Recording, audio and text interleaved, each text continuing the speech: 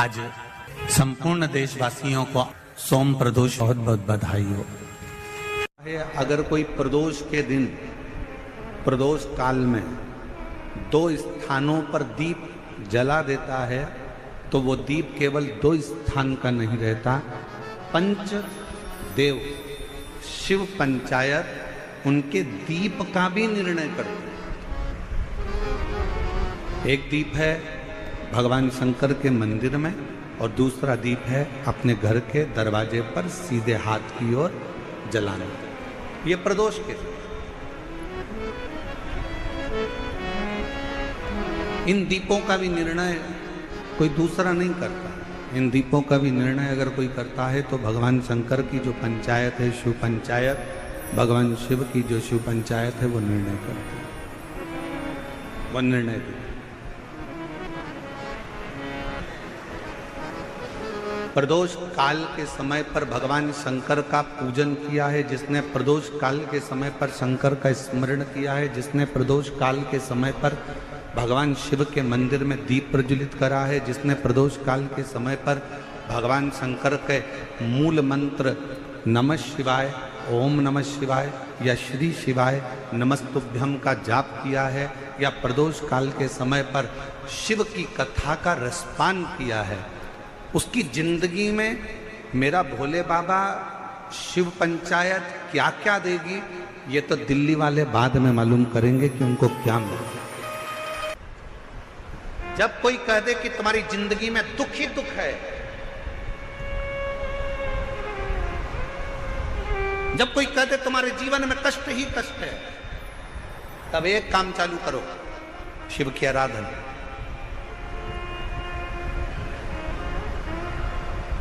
तब एक काम चालू करो, भगवान शंकर की आराधना। 3 चीजें अपना लो। पहले नंबर पर शिव जी के मंदिर में 1 लोटा जल चढ़ाना। दूसरे नंबर पर अगर प्रदोष के दिन मंदिर में दिया लगा सकते हो तो ठीक है, नहीं तो एक कनेर का फूल पीला वाला, देखा है आप लोगों ने? जम के बोलो जरा। पीले कलर का कनेर का फूल एक प्रदोष के दिन, प्रदोष काल के समय पर अगर दीप लगा सको तो ठीक है, नहीं तो एक कनेर का फूल पीले कलर का शिव जी के अशोक सुंदरी का स्पर्श। अशोक सुंदरी वाली जगह मालूम है ना आप लोगों को? फिर से आप समझने का,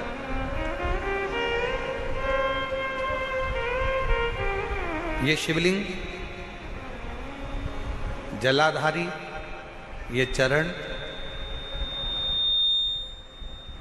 राइट में गणेश जी, लेफ्ट में कार्तिकेय जी, मध्य भाग में जो एक मोटी सी लाइन होती है वो अशोक सुंदरी का स्थान होता है। जहां पर शिवलिंग रखा हुआ है ये पार्वती जी का हस्त कमल। शिवलिंग, शिवलिंग के ऊपर जो कलश में से एक एक बूंद पानी गिरता है वो शंकर जी की 5 लड़कियां, जया, विषहरा, शामली बारी, दौतली, देव। शिव जी के 6ठे नंबर की लड़की अशोक सुंदरी मध्य भाग में। जब एक कनेर का फूल प्रदोष के दिन, प्रदोष काल में अशोक सुंदरी वाली जगह पर स्पर्श कराकर शिव जी को समर्पित करना। 3 क्रम है, अगर बन सके तो करो। पहला 1 लोटा जल चढ़ाना। दूसरे नंबर पर अगर बहुत ज्यादा तकलीफ की जिंदगी चल रही हो, बहुत कष्टमय जीवन चल रहा हो और सब ने कह दिया कि तुम्हारी किस्मत में तो धक्के ही लिखे हैं, केवल आप धक्के ही खाओगे, तो एक कनेर का पुष्प प्रदोष के दिन, प्रदोष काल में अशोक सुंदरी का स्पर्श कराकर शिवलिंग पर चढ़ाओ। और बन सके प्रत्येक महीने शिवरात्रि आती है, जैसे कल शिवरात्रि है ऐसे हर महीने शिवरात्रि आती है। शिवरात्रि के दिन 1 अक्षत, मात्र 1 अक्षत, केवल 1 चावल का दाना, 1 दुर्वा के साथ शिव जी को समर्पित करना प्रारंभ करो। जिंदगी की कैसी भी तकलीफ होगी, मेरा शंकर भगवान उस तकलीफ को मिटाएगा। काटो। शिव की आराधना और दिल से बाबा को पुकारते रहो, श्री शिवाय नमस्तुभ्यं, श्री शिवाय नमस्तुभ्यं, श्री शिवाय नमस्तुभ्यं, श्री शिवाय नमस्तुभ्यं। उसको पुकारते रहो, दिल से उसको विश्वास के साथ पुकारो। प्रदोष का दिन है और सोमवार की प्रदोष के दिन एक धतूरा यदि हम शिव जी पे चढ़ा रहे हैं, एक चावल का दाना अशोक सुंदरी वाली जगह पर चढ़ा रहे हैं और अपना हाथ उस चावल के दाने पर रखकर चंद्रशेखर चंद्रमौलेश्वर महादेव के नाम का उच्चारण कर रहे हैं, श्री शिवाय नमस्तुभ्यं, श्री शिवाय नमस्तुभ्यं उच्चारण कर रहे हैं, दिल से प्रार्थना कर रहे हैं, निवेदन कर रहे हैं, नमन कर रहे हैं, बाबा को अपने मन का भाव कर रहे हैं। तो वो 3 महीना तो बहुत दूर है, मेरे बाबा ने अगर कृपा करी तो 3 महीने में मेरा बाबा करुणा करना, दया करना प्रारंभ कर देगा। 3 दिन। एक नियम बना लो, 12 महीने शिवरात्रि आती है, हर महीने शिवरात्रि पड़ती है, महीने में 2 बार प्रदोष पड़ती है। या तो प्रदोष का नियम बनाओ या शिवरात्रि का नियम बनाओ। एक होता है शमी का पौधा, एक होता है मंदार का पौधा। मंदार जानते हो सब लोग? बोलो तो जम के। सफेद आंकड़ा भी उसको बोलते हैं, मंदार भी उसको बोलते हैं। मंदार का पौधा और एक होता है शमी का पौधा। कहते हैं जिस व्यक्ति की जिंदगी में केवल घाटा ही घाटा लिखा हो, दुख ही दुख लिखा हो और कई साल हो गए हों किराए के मकान में रहते हुए या तकलीफ को भोगते भोगते परिवार में कहीं सुख है ही नहीं, 2 पौधे को याद रखना। और दोनों पौधे की कथा हमने पूर्व में सुना चुके, मंदार और शमी। दोनों की कथा सुनाइए कि ये कौन से मुनि थे, कौन से ऋषि के बेटे थे, ये मंदार और शमी किसके पुत्र थे, सब कथा सुने। आप YouTube पर सर्च करिएगा तो आपको कथा पूरी मिल जाएगी, आप उसको सुनो। जिसकी जिंदगी में दुख ही दुख लिखा, कष्ट ही कष्ट लिखा, परेशानी परेशानी लिखी, तो मंदार और शमी ये 2 पौधे ऐसे हैं जो जीवन में सुख प्रदान करते हैं। एक काम करना चालू करो, थोड़ी सी मिट्टी शमी के पेड़ के नीचे की और थोड़ी सी मिट्टी मंदार के पौधे के नीचे की, दोनों को लाओ, अच्छा मिलाकर उसका एक शिवलिंग का निर्माण करो और उस शिवलिंग का पूजन प्रदोष काल में शाम के समय शिवलिंग के सामने 2 घी के दिए जलाकर, जैसी घर में पूजन करते हो वैसी की वैसी पूजन करो, आरती करो, थोड़ा सा भोग लगाकर निवेदन कर उस शिवलिंग का बाद में विसर्जन करो। 5 या 7 प्रदोष कर लो या 5 या 7 शिवरात्रि कर लो, आपको किसी के आगे हाथ नहीं फैलाना पड़ेगा। मेरा देव अधिदेव महादेव स्वयं भंडार भरना प्रारंभ कर देगा, स्वयं शिव भंडार भरेगा। मंदार और शमी के वृक्ष के नीचे का वो फल होता है जो सुख देगा, जो सुख देगा।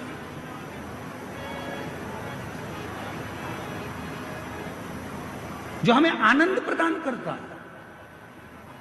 मंदार मतलब आप लोग जानते हो, वो सफेद आंकड़े की जो जड़ होती है, आंकड़ा होता है, उसके छोटे छोटे फूल होते हैं मंदार के, भगवान शंकर को चढ़ते हैं। और शमी की पत्ती तो आप लोग जानते ही हो, शमी का पत्र, इसके पौधे के नीचे और उसके पौधे, इसका वृक्ष और उसके वृक्ष के नीचे की थोड़ी थोड़ी मिट्टी प्रदोष काल में या तो प्रदोष हो या शिवरात्रि हो, दोनों को मिलाकर उसका शिवलिंग बनाकर उसकी आराधना, उसकी शिव महापुराण करे। शमी का वृक्ष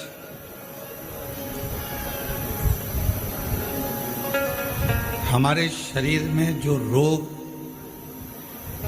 होता है, उस रोग के जितने भी तत्व होते हैं उनको शमी का वृक्ष खींचता है। 1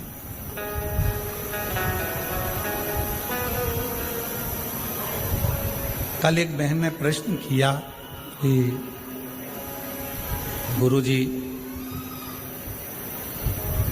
आपने कहा कि शमी का जो वृक्ष होता है वो बड़ा हो जाता है, बड़ा होने के बाद उसको घर में नहीं रखते, छोटा पौधा, छोटा सा पौधा घर में रख सकते,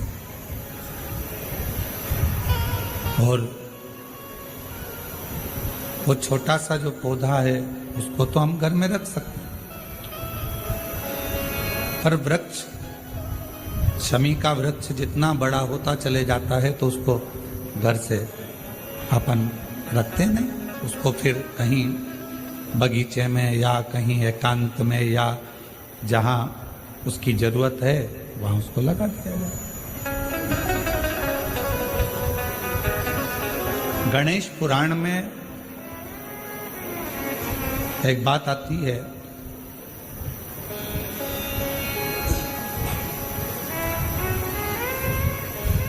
कि शमी का जो वृक्ष होता है वो रोग को खींच लेता, बीमारी को खींचता, तकलीफों को खींचता, दुख को खींचता, शरीर के रोगों को वो खींच लेता। तो शिव महापुराण की कथा में और गणेश पुराण की कथा से एक बात सीखने को मिलती है कि पौधा छोटा रहेगा तो आप उसका पूजन भी कर सकोगे, पत्ते भी ले सकोगे, शिवजी पे भी समर्पित कर सकोगे, और घर के अंदर यदि कोई तकलीफ में है, कष्ट में है, तो उसके दुख को भी वो खींच ले, उसके कष्ट को भी वो खींच ले, उसके कष्ट को, उसके दुख को खींच लेता है, उसके कष्ट को, उसके दुख को वो खींच लेता है।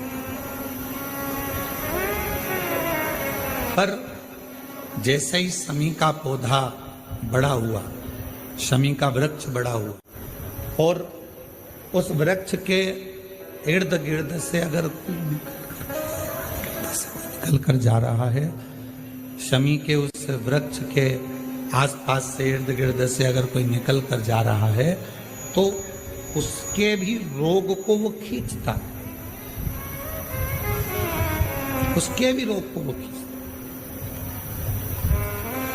तो हमारे यहाँ सनातन धर्म में सर्व जगत के हित की बात कही जाती है कि शमी का जब पौधा बड़ा हो जाए, शमी का वृक्ष जब बड़ा हो जाए, शमी का पौधा जब बड़ा हो गया तो उसे कहीं अच्छी जगह पर लगा दिया जाए, जिससे सर्व जगत के दुखों को वो खींचता रहे, सबके रोगों को वो खींचता रहे, समाप्त करता रहे, सबके रोगों को वो खींचता रहे, समाप्त करता रहे। सर्व जगत के हित। छोटा है पौधा अपने नजदीक। शिव महापुराण में 5 वृक्षों का जो वर्णन किया गया, पहले नंबर पर है बेलपत्र का वृक्ष, दूसरे नंबर पर है शमी का वृक्ष, तीसरे नंबर पर है आंवले का वृक्ष, चौथे नंबर पर है पीपल का वृक्ष, और 5वें नंबर पर है वट वृक्ष। ये हमको बल देते हैं, और हमें जो बल प्रदान करते हैं, हमें जो एनर्जी देते हैं, हमारे दुखों को ये नष्ट करते हैं, हमको एक अलग से बल इन पौधों से, इन वृक्षों से प्राप्त होता है। शमी की जो पत्ती होती है,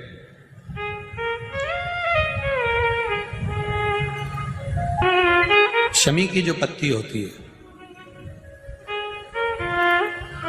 एक पत्ती में जितनी पत्तियां लगी होती हैं और एक पत्ती के अंदर, जरा ध्यान देंगे, जैसे इस पत्ती में ढेर सारी पत्तियां लगी हुई, पत्ती में से भी एक पत्ती तोड़ोगे और एक पत्ती तोड़ने पर उस पत्ती को भी अगर गिनोगे तो उसमें बहुत सारी पत्तियां होती हैं।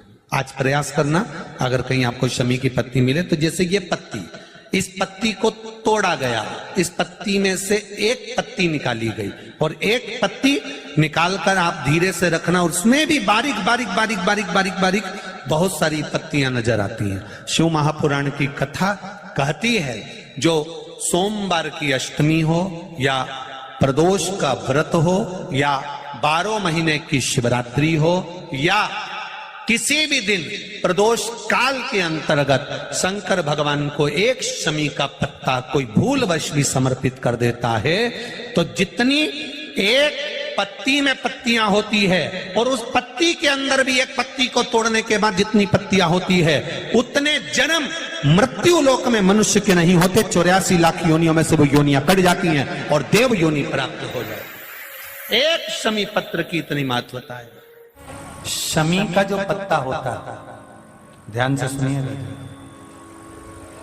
रोज आप अगर शमी के पत्ते को नहीं चढ़ा सकते, महीने में 1 बार या 2 बार शमी का पत्ता शंकर के ऊपर अवश्य समर्पित करना चाहिए।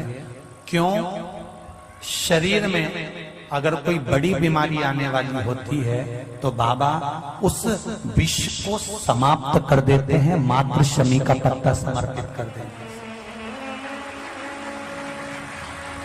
भले महीने में 2 बार चढ़ाओ, हफ्ते में 1 बार चढ़ाओ, तुम्हारा मन पड़े तो हफ्ते में 2 बार चढ़ाओ। ज्यादा बीमारी है, शमी का पत्ता एक शिव जी के शिवलिंग पर और एक पत्ता जहां से पानी बहकर नीचे गिरता है ना, जलाधारी में से शिव जी पे जल चढ़ाया। जैसे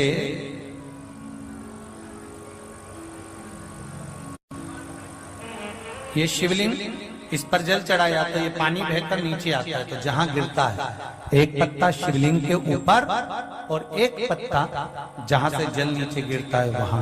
अगर ज्यादा बीमारी है और ऐसा लग रहा है कि डॉक्टर कह रहे हैं कि तबीयत ज्यादा खराब हो सकती है, जांचे जाएगी, ये होगा वो होगा, तो एक पत्ता शमी का ऊपर, एक पत्ता जलधारी जो बहकर नीचे आती है